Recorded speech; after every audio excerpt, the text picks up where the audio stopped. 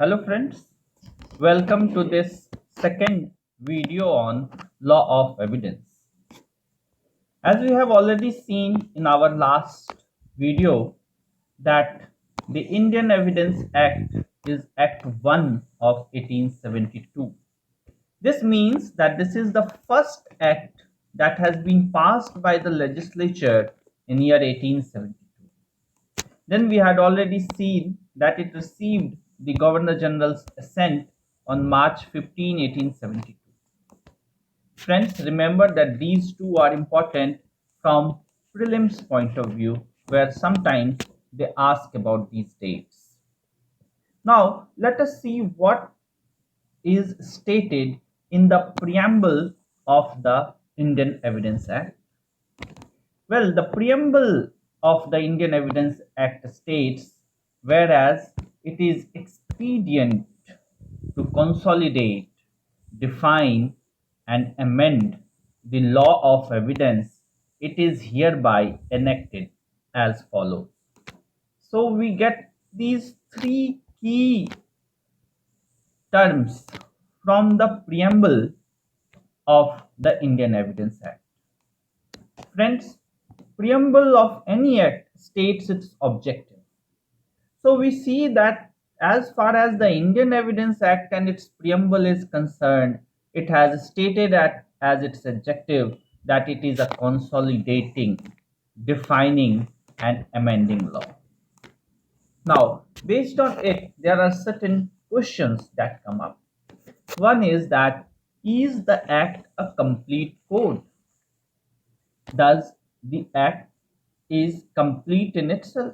The answer to this question is that yes, the act is complete with regard to all those matters which are covered under it. Now the second, which is interrelated question which comes up, is that, is the act exhaustive?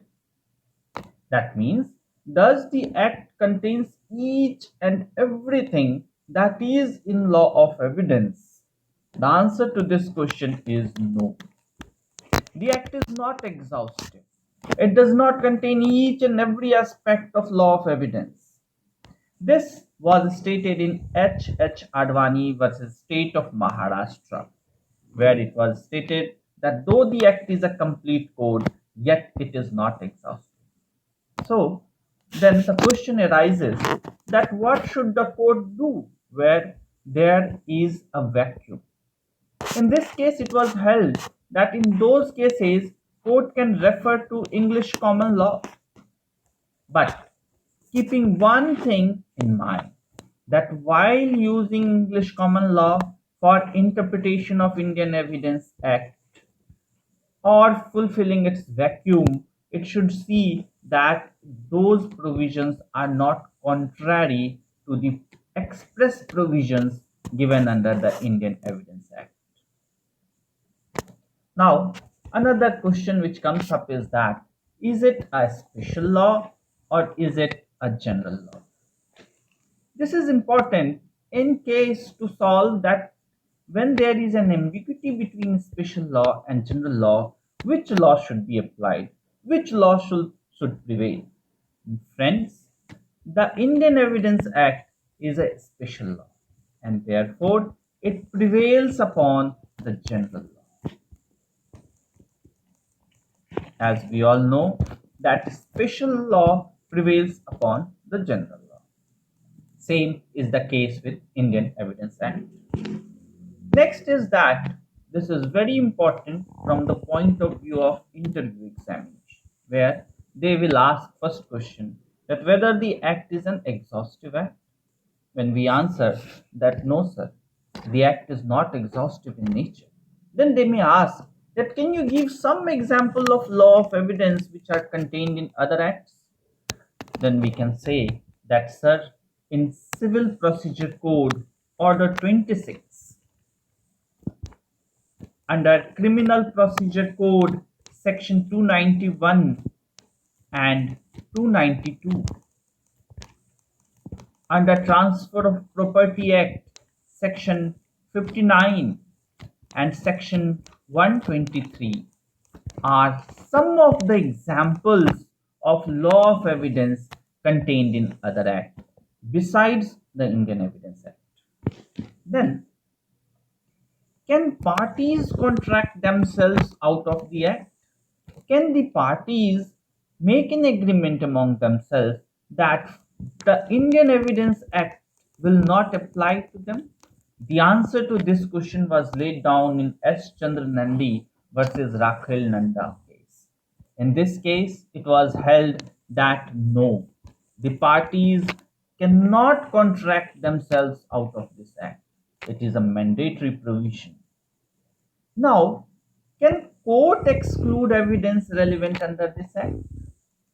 For example, if there is a piece of evidence, now that piece of evidence is very important in order to define, in order to ascertain whether this matter is true or matter is false.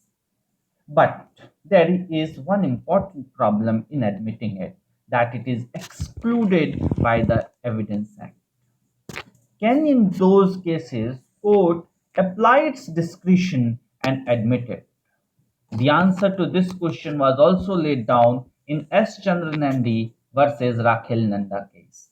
In this case, the answer to this was also in negative, that no, the court cannot exercise its discretion and exclude evidence relevant under this act, even though it may be necessary, it may be important to determine the case, to ascertain the fact.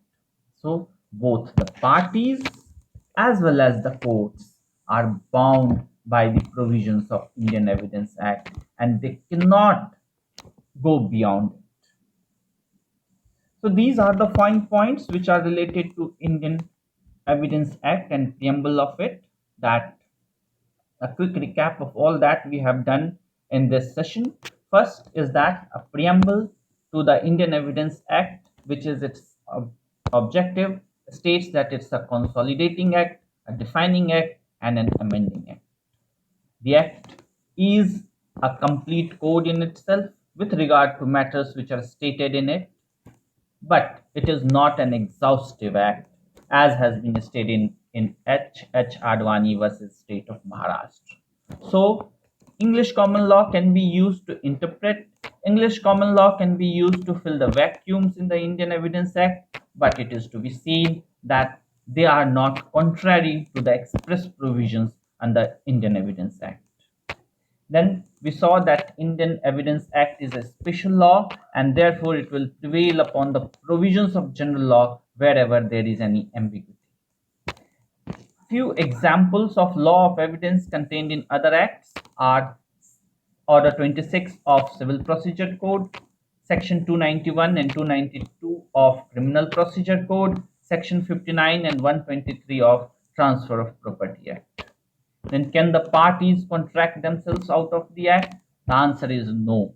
Can court exclude evidence relevant under this act? Answer is no. Can court include evidences which are not relevant under this act? The answer to that is also no.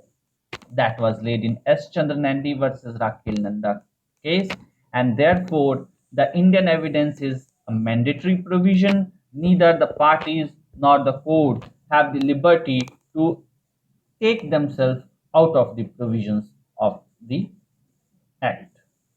In the next video, we will be looking after the section 1 of the Indian Evidence Act. Thank you, friends.